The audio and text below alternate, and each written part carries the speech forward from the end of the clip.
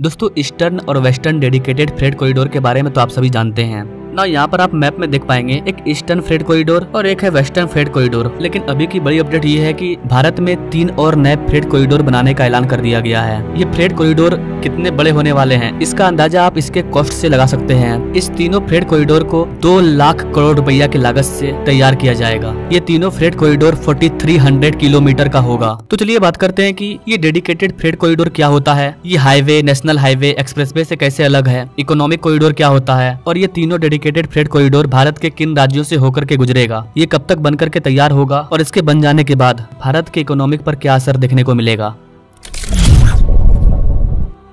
Now directly coming to the point, दोस्तों 2 लाख करोड़ की लागत से 4300 किलोमीटर के 3 डेडिकेटेड फ्रेट कॉरिडोर बनाए जाएंगे, DFCS यानी कि डेडिकेटेड फ्रेट कॉरिडोर्स, और इसका अनाउंसमेंट रेलवे के द्वारा कर दिया गया है। दोस्तों economic corridor highway, expressway, road वगैरह में होता है, लेकिन जो डेडिकेटेड फ्रेट कॉरिडोर होता है वो स्पेशली रेलवे के अंदर आता है। इंडियन रेलवे में पैसेंजर ट्रेन अलग है और जो मालवाहक गाड़ी है, गुड्स वगैरह को एक जगह से दूसरी जगह ले जाने का काम डेडिकेटेड फ्रेट कॉरिडोर के द्वारा किया जाता है। भारत में डेडिकेटेड फ्रेट कॉरिडोर को लेकर के प्रॉब्लम ये थी कि पैसेंजर ट्रेन और मालवाहक ट्रेन दोनों एक ही पटरी पर चलते थे, जिसकी वजह से पैसेंजर ट्रेन को आगे निकाल दिया जाता था और जो मालवाहक गाड़ी होती थी उसको रोक दिया जाता था। ऐसे केस में जो भी ट्रेन सामान होता था, अगर वो खाने पीने का सामान है, उसे अपने गंतव्य स्थान तक पहुंचने में महीनों बीत जाते थे और वो खराब हो जाता था। अगर किसी के कुरियर का सामान है, वो अगर ट्रेन से आ रहा है तो वो भी टाइम पे नहीं मिल पाता था, जिसकी वजह से इंडस्ट्री वगैरह, कंपनी वगैरह को काफी ज्यादा नुकसान होता था। अपने भारत में दिल्ली से मुंबई सामान भेजने में 65 घंटे का समय लग जाता था। वहीं जो ट्रक होते हैं वो इससे 60% कम समय में पहुंचा देते हैं,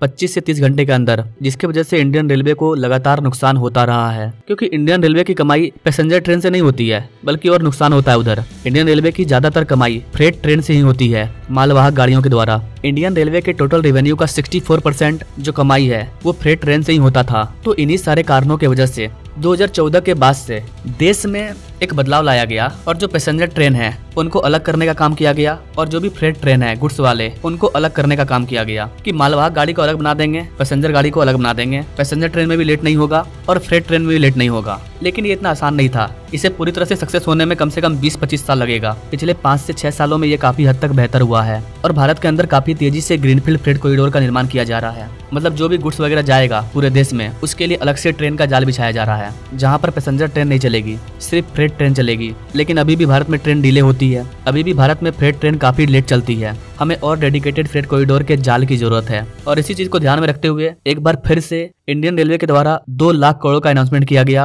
और 3 नए फ्रेट कॉरिडोर को बनाने का डिसीजन लिया गया। ये तीनों फ्रेट कॉरिडोर कौन कौन से हैं ना, यहाँ पर आप मैप से समझ सकते हैं कि पहला जो DFC है वो ईस्ट कोस्ट ट्रैक है, नंबर 2 पर है नॉर्थ साउथ कॉरिडोर और नंबर 3 पर है ईस्ट वेस्ट रूट। इन 3 डेडिकेटेड फ्रेट कॉरिडोर का अनाउंसमेंट किया गया है। ये जो ईस्ट कोस्ट ट्रैक है इसकी लंबाई 1200 किलोमीटर की होगी, जो कि खड़गपुर वेस्ट बंगाल से तेनाली आंध्र प्रदेश तक जाएगा। तेनाली विजयवाड़ा से जस्ट बगल में स्थित है। नाउ इस कॉरिडोर को बनाने का पर्पस क्या है? गाइस, इस कॉरिडोर को बनाने का काफी स्पेसिफिक पर्पस है। बेसिकली भारत की जो मिनरल स्टेट्स है लाइक बंगाल, उड़ीसा, ये उनको कनेक्ट करेगा और यहाँ पर जो भी इंडस्ट्री है लाइक कोल, आयरन इंडस्ट्री, इनको फायदा पहुंचाने के लिए, इस इंडस्ट्री के प्रोडक्ट को आंध्र प्रदेश के इंडस्ट्री में पहुंचाने के लिए इस कॉरिडोर को अलग से तैयार किया जा रहा है। नंबर 2 पर है नॉर्थ साउथ कॉरिडोर। गाइस, आगे जाकर के इस कॉरिडोर का प्लान काफी लंबा है, लेकिन फिलहाल के लिए इसे मध्य प्रदेश के इटारसी से तेनाली तक की मंजूरी दी गई है। ये वही तेनाली है आंध्र प्रदेश का, जहाँ पर कि ईस्ट कोस्ट ट्रैक आकर के मिलेगा।